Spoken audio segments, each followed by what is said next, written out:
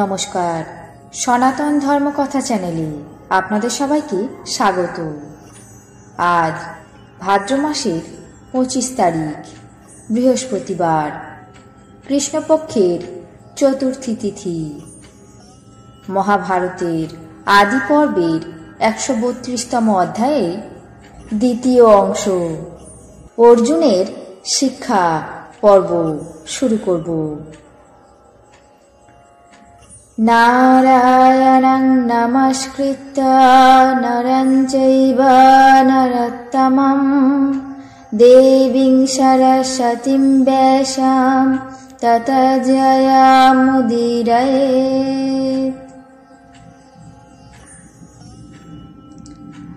আচার্য দ্রোণ পাণ্ডুপুত্রদেরকে দিব্য এবং সাধারণ অস্ত্রশস্ত্র শিক্ষা দান করতে লাগলেন। এই সংবাদ পেয়ে অন্ধক বংশীয় রাজা সুতপুত্র কর্ণ এবং অনেক অনেক রাজকুমারগণ শিক্ষার উদ্দেশ্যে দেশ দেশান্ত থেকে দ্রোণের কাছে আসতে লাগলেন। কর্ণ অর্জুনের সঙ্গে স্পর্ধা করে দুর্যোধনের সাহায্যে পাণ্ডবদেরকে নানাভাবে অবমাননা করতে লাগলেন। কিন্তু আগত সমস্ত শিষ্যদেরকে অর্জুন নিজের বাহুবলে, উদ্যোগে এবং ধনুর্বেদ শিক্ষায় দ্রোণাচার্যের সমকক্ষ হয়ে উঠলেন। দ্রোণাচার্য ইন্দ্রপুত্র অর্জুনকে অস্ত্রবিদ্যায় অনুরাগ, প্রয়োগ, লাঘব অর্থাৎ দ্রুত নিক্ষেপ শক্তি দেখে কৌশলে সর্বাপেক্ষা উৎকৃষ্ট জেনে বিশেষ উপদেশ দিতে আরম্ভ করলেন। দ্রোণাচার্য রাজকুমারদের শিক্ষার জন্য একটি শানিত বাণ এবং ক্ষুদ্র মুখ কমণ্ডলু দিয়ে বললেন, এটি দিয়ে অবিলম্বে জল পূর্ণ করে নিয়ে এসো।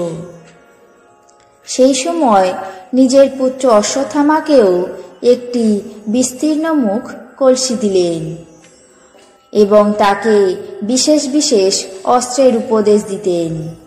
অর্জুন তা বুঝতে পেরে বারুণাস্ত্র দিয়ে কমণ্ডলু পরিপূর্ণ করে গুরুপুত্র অশ্বত্থামার সঙ্গে একই সময়ে গুরুর সামনে উপস্থিত হতেন। সুমহান অস্ত্রজ্ঞ অর্জুন অশ্বত্থামার সঙ্গে একই সময়ে আসছেন বলে তার কমণ্ডলুর জল কোনো অংশেই কম হল না। তিনি ভক্তি এবং শ্রদ্ধা সহকারে গুরুর আরাধনা করতে তৎপর ছিলেন। অস্ত্র শিক্ষায় সবিশেষ মনোনিবেশ করতেন।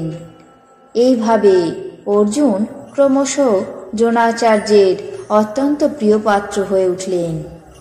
তারপর আচার্য দ্রোণ অস্ত্র শিক্ষার বিষয়ে অর্জুনের উৎসাহ দেখে সুপকারিণীকে আহ্বান করে নির্জনে বললেন, হে বিজয়ে, তুমি অর্জুনকে অন্ধকারে অন্ন দিও না, এই আমি তোমাকে নিষেধ করলাম। এই কথা কখনো অর্জুনকে বলো না।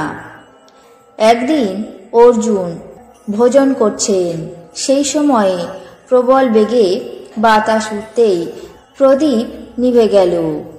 দীপ নিভে যাওয়ার পর তার হাত অভ্যাসবশত খাবার নিয়ে মুখে তুলতে লাগলো। তখন তিনি মনে করলেন, যা অভ্যাস করা যায় তাই সঠিক হয়ে ওঠে। এইভাবে সিদ্ধান্ত নিলেন যে রাত্রিকালে যদি ধনুর্বেদ অনুশীলন করা যায় তাহলে স্বরাসনের জড়তা কেটে যায় এবং তিনি বারবার ধনুকে টঙ্কার করতে লাগলেন। তার ধনুর্বাণের শব্দ শুনে আচার্য দ্রোণ বিস্মিত হয়ে তার কাছে গিয়ে তাকে আলিঙ্গন করে বললেন, হে বৎস, আমি সত্য বলছি, এই ধরাধামে তোমার মতো দ্বিতীয় ধনুর্ধর যাতে আর কেউ না হয় এমন বিধান করব। এই বলে আচার্য দ্রোণ অর্জুনকে হস্তি, অশ্ব, রথে আরোহণ করা এবং ভূতলে অবতীর্ণ হয়ে কিভাবে যুদ্ধ করতে হয় সেই বিষয়ে বারবার বিশেষভাবে শিক্ষা দান করতে লাগলেন এবং গদার যুদ্ধ, অসি চর্চা অর্থাৎ খড়গ চালনা, তোমর, প্রাস, শক্তি প্রয়োগ এবং সংকীর্ণ যুদ্ধের কৌশল শেখালেন। দ্রোণাচার্যের অতুলনীয় সংগ্রাম নৈপুণ্যের কথা শুনে শত সহস্র রাজা এবং রাজকুমারগণ ধনুর্বেদ শেখার জন্য নানা দেশ দেশান্ত থেকে সেখানে আসতে লাগলেন। আজ মহাভারতের আদি পর্বের 132তম অধ্যায়ের দ্বিতীয় অংশ এখানেই শেষ করছি। বাকি অংশ আগামী পর্বে পাঠ করে শোনাব। এখন জেনে নেব আজকের দিনের 12টি রাশির রাশিফল। মেষ, ক্ষমতা বৃদ্ধি। বৃষ, আইনি ঝামেলা। মিথুন, জনসেবায় নিযুক্ত। কর্কট, পারিবারিক সুখ। সিংহ, অভীষ্ট সিদ্ধি। কন্যা, শ্লেষাধিক্য। তুলা, আইনি পরামর্শে লাভ। বৃশ্চিক, রত্ন আদি লাভ। ধনু, জমি নিয়ে বিবাদ। মকর, সমস্যার সমাধান। কুম্ভ, রত্ন আদি লাভ। মীন, অবৈধ সম্পর্ক।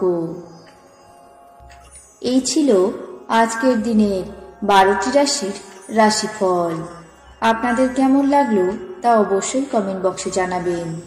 চ্যানেলটিকে সাবস্ক্রাইব করবেন, লাইক করবেন, শেয়ার করবেন।